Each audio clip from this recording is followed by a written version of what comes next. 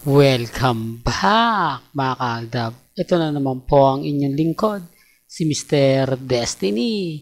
At magbibigay po tayo ng pinakamainit na update po ngayon sa social media. Ito yung pinaka-latest po na mga update gaya po ng post nila Jorus, nila Jobert at siyempre ni Alden Richards. At ito naman po yung pinaka nakakatuwang post ng mga R-main at mga main fanatics. Di po ba?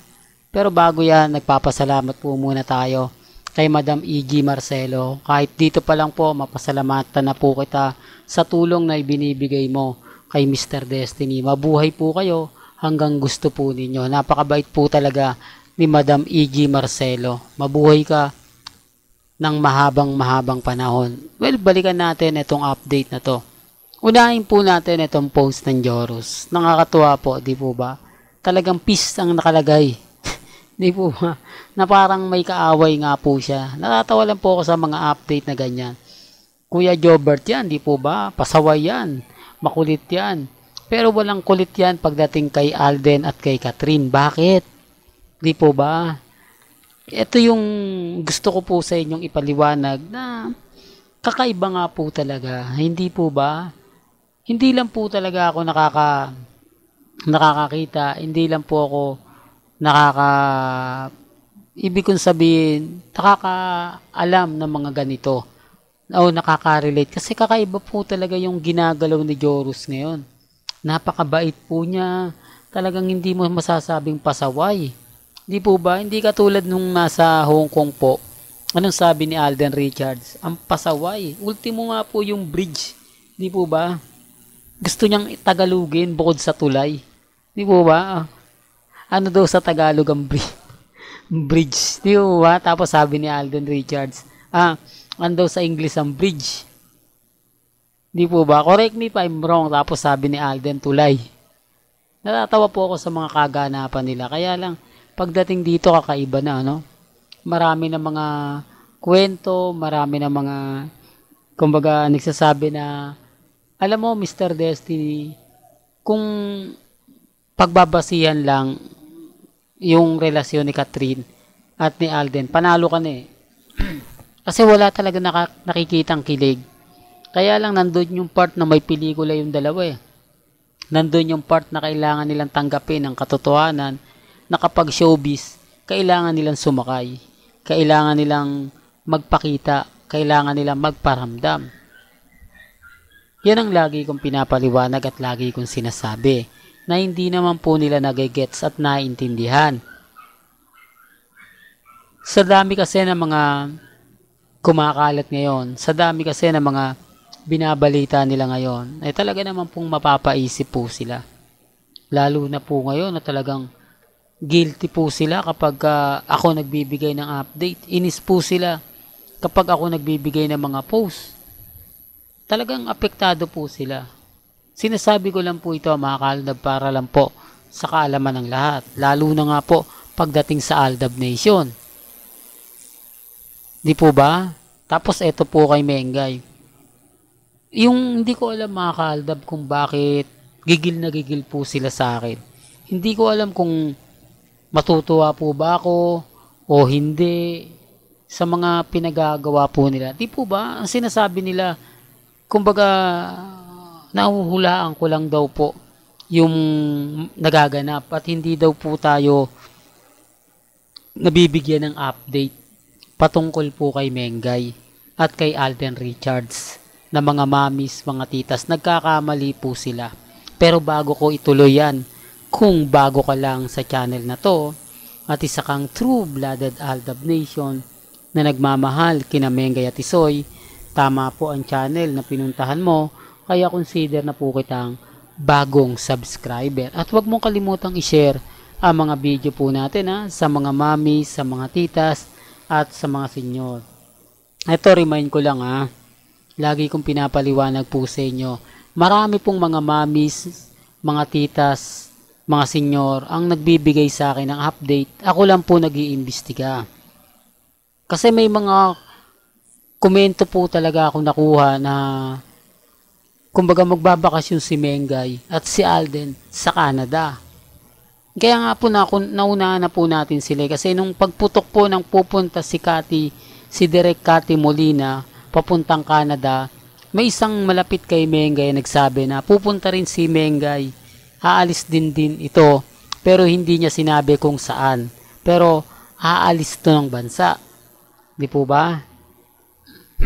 Hindi ko alam, ine-expect na lalabas talaga si Mengay sa ibang bansa kasi una sabi sa akin baka out of town lang siyan para kung ari wala siya o masabi natin yung bakasyon niya dito lang sa Pilipinas po pwedeng sa ibang bansa.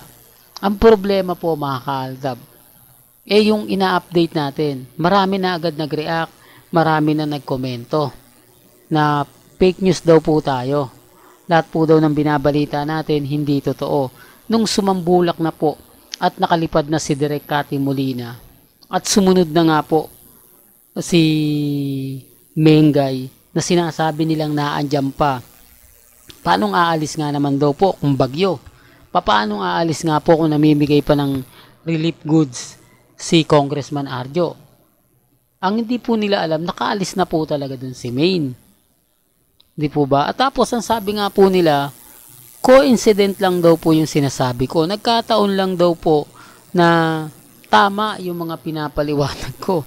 Tama yung mga sinasabi ko na kumbaga umalis nga si Mengay sa Pilipinas. Pero bakit nung una hindi sila naniniwala sa akin? Fake news lang daw po ako. Tapos nung tama naman po yung in-update natin, coincident na naman po. Di po ba? Tapos sabi ko maraming maglalabas ang edited picture nila Congressman at ni Mengay na hindi manggagaling sa dalawa.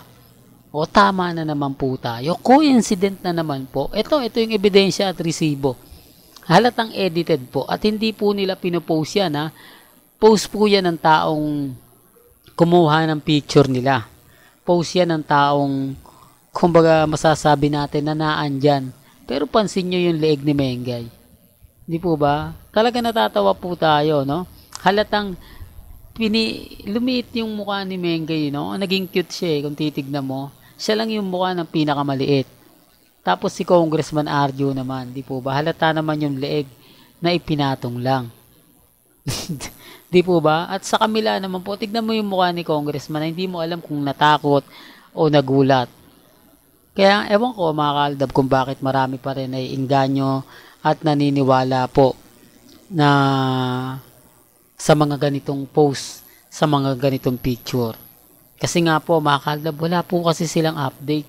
Hindi po sila nabibigyan ng magandang ganap. Tanging army lang po talaga yung gumagawa. Wag lang po talaga sila masabihan na hindi sila o walang post.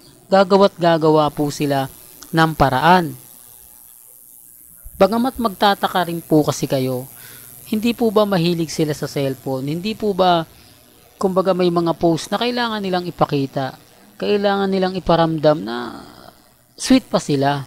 Kasi andun yung point ng mga kaaldab na hindi po ba nababas si Mengay nababas si Congressman dahil sinasabing kumbaga may sila, may relasyon si Mengay at si Bossing. Dapat nga nagpapakitang gilas na si Congressman. Dapat nga panay post siya para tuluyang bumagsak yung mga taong nagpapakalat ng fake news. Gaya po na sinasabi ng mga ibang viewers natin na ang may karapatan po talagang magdemanda, real talk to, ay si Congressman Arjo. Bukod sa kongresista siya, kumbaga, hindi maganda para sa kanya na may sinasabi si Mengay na may karelasyon at siya po yung hindi. Siya yung naputukan dito Hindi si Mengay. Si Mengay, etc. kay Bossing. Ang pinakamalupit kay Congressman, yung may anak sila ni Shu Ramirez.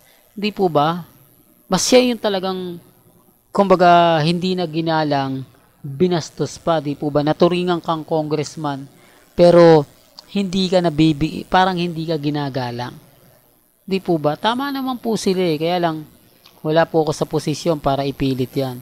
Wala po ako sa posisyon para, kumbaga, kumbinsihin kayo na kumbaga kampihan yung mga sinasabi ko. Ang sa akin lang po, binibigay ko lang yung mga update na talagang mapapaisip din po kayo.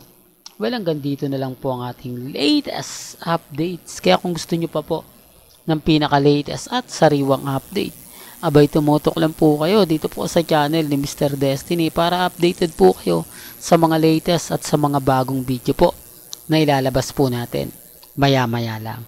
Hanggang sa muli, salamat po sa panonood at pakikinig.